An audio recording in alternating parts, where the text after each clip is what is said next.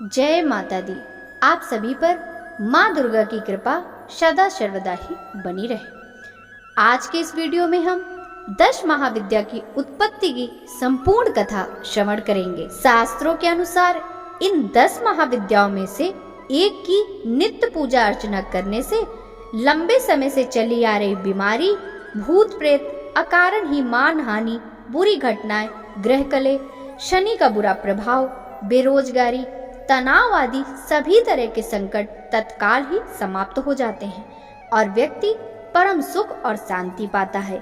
इन माताओं की साधना कल्प वृक्ष के समान शीघ्र फलदायक और सभी कामनाओं को पूर्ण करने में सहायक मानी गई है। उत्पत्ति कथा। श्री देवी भागवत पुराण के अनुसार सती के पिता दक्ष प्रजापति दोनों के विवाह से खुश नहीं थे।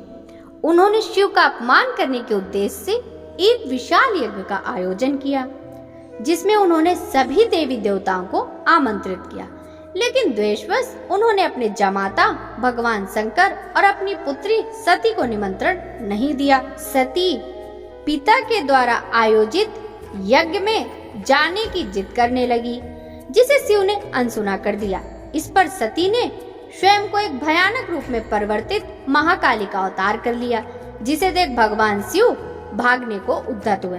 अपने पति को डरा हुआ जानकर माता सती उन्हें रोकने लगी, तो शिव नहीं रुके एवं जिस दिशा में शिव गए उस दिशा में माँ का एक अन्य विग्रह प्रकट होकर उन्हें रोकता। इस प्रकार 10 दिशाओं में भागते शिव को रोकने हेतु माँ ने वे 10 रूप लिए थे। वे ही 10 महाविद्याएं कहलाई। सती के 10 रूपों को देख शिव ने इन सभी का परिचय पूछा। सती ने बताया, ये मेरे ही 10 रूप हैं। आपके सामने खड़ी कृष्ण रंग की काली हैं, आपके ऊपर नीले रंग की तारा, पश्चिम में छिन्नमस्ता, बाएं भुवनेश्वरी, पीछे बगलामुखी, पूर्व दक्षिण में धूमावती, दक्षिण पश्चिम में त्रिपुर सुंदरी, पश्चिम उत्तर में मातंगी और उत्तर पूर्व में षोडशी हैं, और खुद भैरवी रूप में अभय दान देने के लिए आपके सामने खड़ी हूँ। यही 10 महाविद्या अर्थात 10 शक्ति हैं। इस प्रकार देवी 10 रूपों में विभाजित हो गईं, जिनसे वह शिव के विरोध को हराकर यज्ञ में भाग लेने गई। बाद में माँ ने इन्हीं शक्तियों का उपयोग दैत्यों और राक्षसों का वध करने के लिए किया था। प्रवृत्ति के अनुसार 10 महाविद्या के 3 समूह हैं। पहला सौम्य कोटि, जिसमें त्रिपुर सुंदरी, भुवनेश्वरी, मातंगी, माँ कमला आती हैं। दूसरा उग्र कोटि का, जिसमें काली, छिन्नमस्ता, धूमावती, बगलामुखी आती हैं। तीसरा सौम उग्र कोटि, जिसमें तारा और माँ त्रिपुर भैरवी आती हैं। माँ काली 10 महाविद्याओं में यह प्रथम है। कलयुग में इनकी पूजा अर्चना से शीघ्र ही फल मिलता है। माँ बगलामुखी 10 महाविद्याओं में ये दूसरी हैं।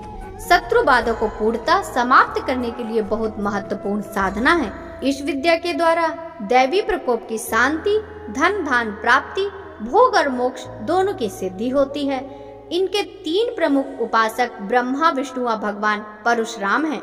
परशुराम जी यह विद्या द्रोणाचार्य जी को दी थी और देवराज इंद्र के वज्र को इसी बगला विद्या के द्वारा निष्प्रभावित कर दिया गया था। युधिष्ठिर ने भगवान कृष्ण के परामर्श पर कौरवों पर विजय प्राप्त करने के लिए बगलामुखी देवी की आराधना की थी। माँ छिन्नमस्ता 10 महाविद्याओं में तीसरी हैं। माँ छिन्नमस्ता का स्वरूप गोपनीय है। इनका सर कटा हुआ है। इनके बंध से रक्त की 3 धाराएं निकल रही हैं, जिसमें से 2 धाराएं उनकी सह स्त्रियां और 1 धारा स्वयं देवी पान कर रही हैं। चतुर्थ संध्या काल में छिन्नमस्ता की उपासना से साधक को सरस्वती की सिद्धि हो जाती है। राहु इस महाविद्या का अधिष्ठाता ग्रह है। माँ भुवनेश्वरी 10 महाविद्याओं में ये चौथी हैं। महाविद्याओं में भुवनेश्वरी महाविद्या को आद्या शक्ति कहा गया है। माँ भुवनेश्वरी का स्वरूप सौम और अंग कांतिमय है।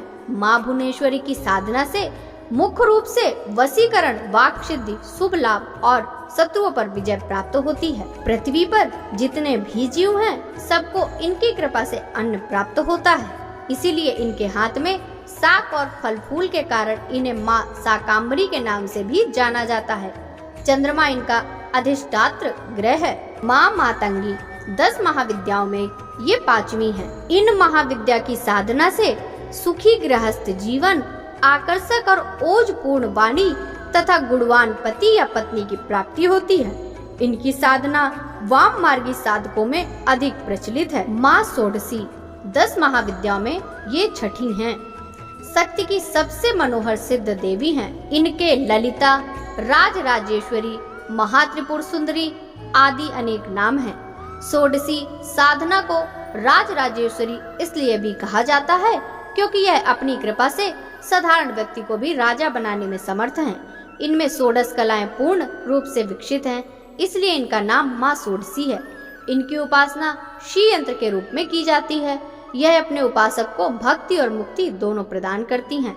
बुद्ध इनके अधिष्ठात्र ग्रह हैं। माँ धूमावती 10 महाविद्याओं में ये 7वीं है। धूमावती का कोई स्वामी नहीं है। इनकी उपासना से विपत्ति, नाश, रोग निवारण व युद्ध में विजय प्राप्त होती है। माँ त्रिपुर भैरवी 10 महाविद्याओं में ये 8वीं है। आगम ग्रंथों के अनुसार त्रिपुर भैरवी एकाक्षर रूप है। शत्रु संहार एवं तीव्र तंत्र बाधा निवारण के लिए भगवती त्रिपुर भैरवी महाविद्या साधना महत्वपूर्ण मानी जाती है। इससे साधक के सौंदर्य में निखार आता है। इसका रंग लाल है और यह लाल रंग के वस्त्र पहनती हैं। गले में मुंडमाला है तथा कमलासन पर विराजमान है। त्रिपुर भैरवी का मुख्य लाभ बहुत कठोर साधना से मिलता है। माँ तारा 10 महाविद्याओं में ये 9वीं है। सर्वदा मोक्ष देने वाली और तारने वाली को तारा का नाम दिया गया है। सबसे पहले महर्षि वशिष्ठ ने माँ तारा की पूजा की थी। आर्थिक उन्नति और बाधाओं के निवारण हेतु माँ तारा महाविद्या का महत्वपूर्ण स्थान है। इसकी सिद्धि से साधक की आय के नित्य नए साधन बनते हैं। जीवन ऐश्वर्यशाली बनता है। इनकी पूजा गुरुवार से आरंभ करनी चाहिए। इससे शत्रुनाश, वाणी दोष निवारण और मोक्ष की प्राप्ति होती है। माँ कमला 10 महाविद्याओं में ये 10वीं हैं। माँ कमला कमल के आसन पर विराजमान रहती हैं। श्वेत रंग के 4 हाथी अपनी सूंडों में जल भरे कलश लेकर इन्हें स्नान कराते हैं। शक्ति के इस विशिष्ट रूप की साधना से दरिद्रता का नाश होता है और आय के स्रोत बढ़ते हैं। जीवन सुखमय होता है। यह दुर्गा का सर्व सौभाग्य रूप है।